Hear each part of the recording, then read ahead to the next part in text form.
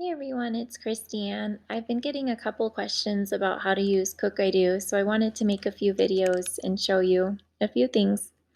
So this first video, I'm going to show you how to make collections in your Cookidoo account.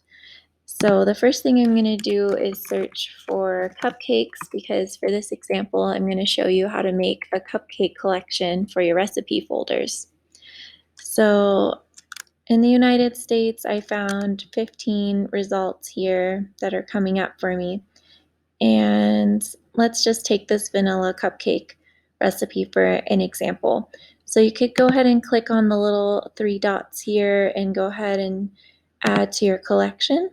And you might already have a folder created that you can click and add it to. If not, you can go ahead and create a new one. So I'm going to call this cupcakes.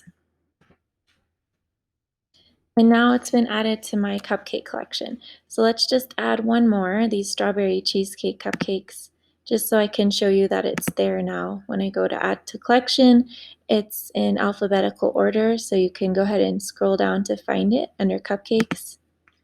And then to access your collection on the Thermomix TM6, you can go ahead and go to My Recipes, as well as on the desktop website, and then you will find your recipes under collections, and you have both created and saved. So what that means is you can save entire collections and under saved collections. The created collections are folders you create to add your own recipes from these different collections that Thermomix adds on a weekly basis. They're basically like virtual cookbooks that they add every week. So you can add the entire cookbook, or you can take specific recipes from those and add them to your created collections by making these folders.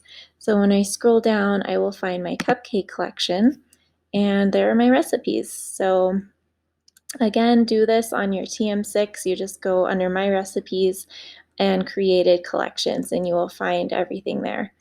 So if you guys have any questions, feel free to leave me a comment or send me email about it.